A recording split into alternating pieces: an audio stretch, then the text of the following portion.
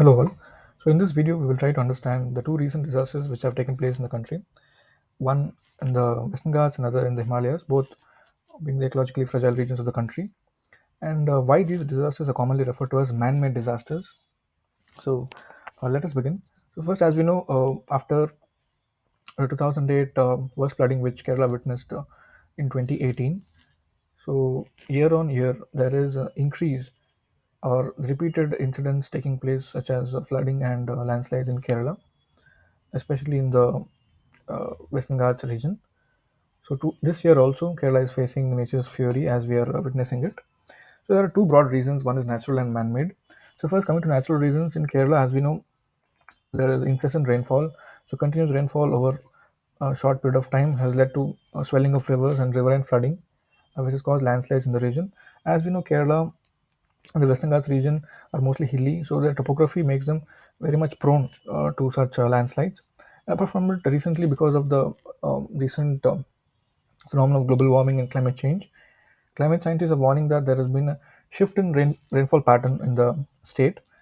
So extreme rainfall events, it has become a norm in Kerala. It is no more an exception. So natural catastrophe has become a rule rather than exception in the state. So this we must acknowledge because from 2018 till 2021, we are seeing these incidents continuously 4 years in a row. So extreme rainfall events have become a norm. It's no more an exception. And these aggravated rain conditions, especially this year, is said to be because of the occurrences of cloudbursts and the cyclonic conditions in Arabian Sea. So as we know, the frequency of cyclonic circulations over the Arabian Sea has increased recently. So that is why we are witnessing increased number of cyclones in the Arabian Sea region when compared to the Bay of Bengal region. Apart from that, this monsoon season has given ample evidence of extreme weather events, such as, for instance, normally the southwest monsoon in Kerala, it begins from 1st of June and ends by September the 30th. But this year, as we are witnessing it, the thunder showers and strong winds are expected to continue till October the 21st. So almost the monsoon, we can say, has extended, and the extreme rainfall has also continued in the latter part of the monsoon season. So this is obviously unnatural, and these are such growing evidences of climate change, and this has disrupted the rhythm of the monsoon season.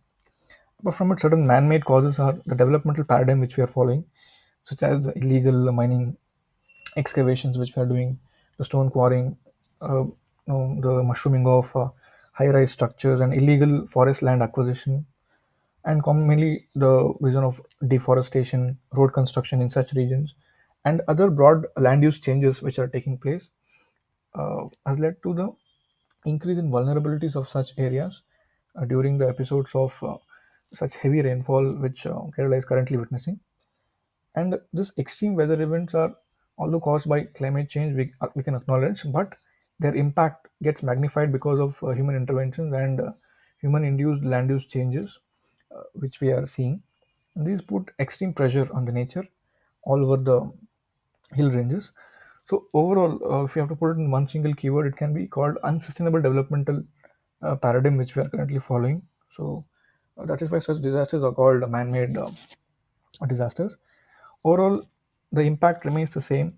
There will be loss of lives, damage to property, houses, roads, and other constructions being washed away, and also we can see crop damages due to flooding of agricultural fields, etc.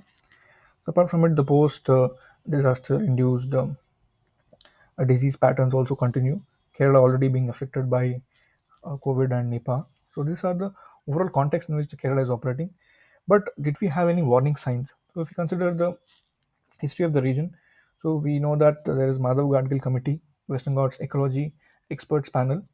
So if the recommendations of Madhav Gadgil Committee had been implemented by such states, especially the states in the Western Ghats region, the six states, damage could have been avoided, is what our experts' opinion. And then in 2011, the Madhav Gadgil Committee recommended that roughly 1,30,000 square kilometer stretch, which is spanning from Gujarat till Kerala, this had to be declared as an environmentally sensitive zone.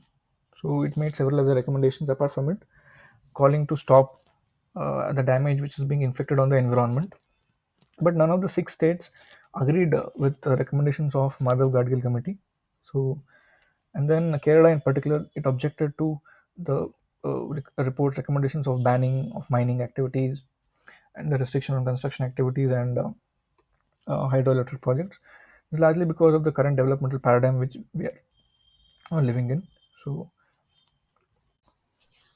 and all the areas that are now among the worst affected because of these floods were classified under the ecologically sensitive zones. So, which clearly shows that such regions should be left untouched and with minimal developmental activity, it has to be proceeded. And the report specifically wanted immediate stoppage of such illegal stone quarrying and sand mining activities in such regions. So, since it has continued, so such regions bear the highest brunt of such damage, and states, especially Kerala, has no choice but to scientifically and ecologically manage the land. So, land use pattern has to be strictly controlled. So, this is with respect to the first context. Now, moving on to the second context, with respect to the floods in Uttarakhand, the Char Dham Yatra has been temporarily halted, as we know. The all-weather highway, which is being constructed, despite overall ecological costs and protests which it involved, that has also been affected. So such developmental projects also tend to get affected, tend to get undone because of such disasters happening in the progress. So again, we can classify the floods in Uttarakhand also into both man-made and natural reasons. So first, beginning with the natural reasons, the trigger for such disasters would be the same rainfall. There has been record-breaking rainfall again in the region, and IMD data clearly points that in the first 18 days of October, there has been 485% more than average rainfall. So there's a huge volume of water. And then Uttarakhand, as you know, recently reported by IMD, said that it reported over 7,750 extreme rainfall events and cloudbursts since 2015. So as we can see, the same point that extreme rainfall events is becoming a norm. So can be clearly confirmed from this fact that 7,750 extreme rainfall events took place since 2015, and majority of them have occurred in the last 3 years. So not to forget the 2013 Kedarnath tragedy also. And Forest Survey of India also confirms that in its last two editions, the state did not report even a 1% increase in forest cover between 2015 and 19. So such ecologically fragile regions need more forest cover, but uh, because of deforestation activities ongoing, the state did not report even a 1% increase in forest cover between 2015 and 2019.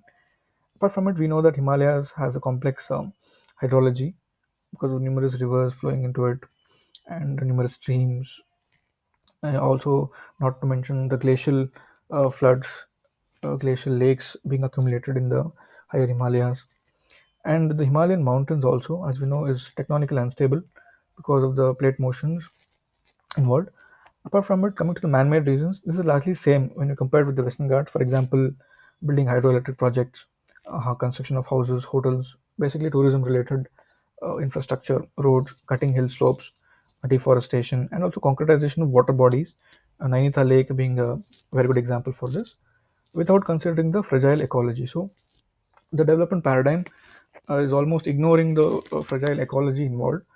So that is why such disasters accentuate the problem. And one typical example is the environment ministry's acknowledgement that post the Kedarnath tragedy of 2013, the environment ministry accepted that deforestation, tunneling projects, blasting, and reservoir formation, so mainly the dam related issues, they need caution and careful study in the higher Himalayan region. So this was well acknowledged by the Environment Ministry post the Kedarnath tragedy. And yet, when in recent year this project was taking place, it's the same thing. The Uttarakhand's Chamoli district, which we saw in February this year, there was a washing away of Tapovan, Vishnugad, and Rishiganga hydel projects. So they were extensively damaged and even washed away. So this was in February this year, and recently we are witnessing this week also.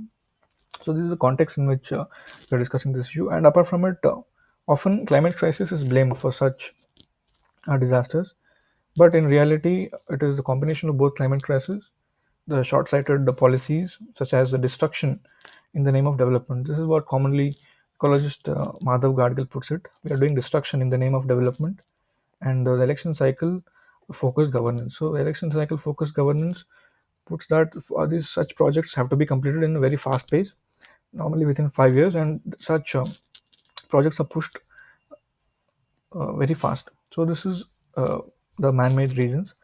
Apart from it, we also normally in the development model we use the same development model both in plains and hills. So uh, this doesn't work, and the hilly regions, especially Western Ghats and Himalayas, they need an alternate different developmental paradigm. So the same model which you use for Gangetic plains or other plain regions cannot be used for the hilly regions and ecologically fragile regions. So this we must acknowledge.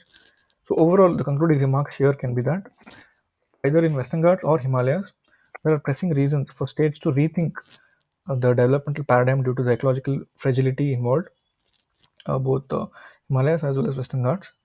So with studies and IPCC reports warning about more destructive floods, which are expected in future because of sea level rise, especially coastal flooding of Kerala and high intensity rainfall, the country can ill afford to delay investments in a disaster management system. So now it is becoming imperative for us to invest in disaster management systems to mitigate and adapt towards such changes. There is surely a case for greater coordination among forecasting agencies and reservoir management authorities, especially because of the numerous dams involved. So the timely opening of dams. So this will create more holding capacity in the reservoirs to absorb excess rainfall, and the riverine floods to some extent can be released. The timing of opening of dams also can provide some relief to such affected areas. And it's the key point that tinkering with ecologically fragile regions in the name of development must stop. So, as put by Madhav Gadgil, a famous ecologist, so we are doing development destruction in the name of development. So, this must be avoided in such ecologically fragile regions. And this pattern is similar in other parts of the country also. If you see in the rest of India, the problem of flooding, especially the urban flooding, is due to inadequate urban planning and lesser attention to the protection of natural water bodies such as wetlands, etc. So they provide crucial services like groundwater recharge and flood management. So this must also be acknowledged in the urban planning process, and we must invest in the climate sensitive planning and resilience because climate induced disasters are increasing, and so man-made reasons are accentuating it. So we must invest in climate sensitive planning because every region is differently vulnerable with respect to the climate change, and we must also nurture the biodiversity of the regions, not destroying the biodiversity. So biodiversity nurturing itself can act as a strong shield when such disasters take place. So overall, in the concluding remarks, we can say that policymakers and people must recognize that surge in development projects is untenable in the current context as we're seeing it, because the economic, human, and social costs of such episodes are enormous, and they can also cost intergenerational damage. So, this overall three costs: economic, human, and social costs involved in such projects. So that is why such development projects or the current developmental paradigm being followed in such ecologically fragile regions must be relooked into. So overall, this topic can be relevant with respect to the current developmental paradigm, the role of conservation versus development, environment per se, GS3, as well as in the disaster context also, uh, overall with respect to man-made and natural reasons. So that's it. Thank you.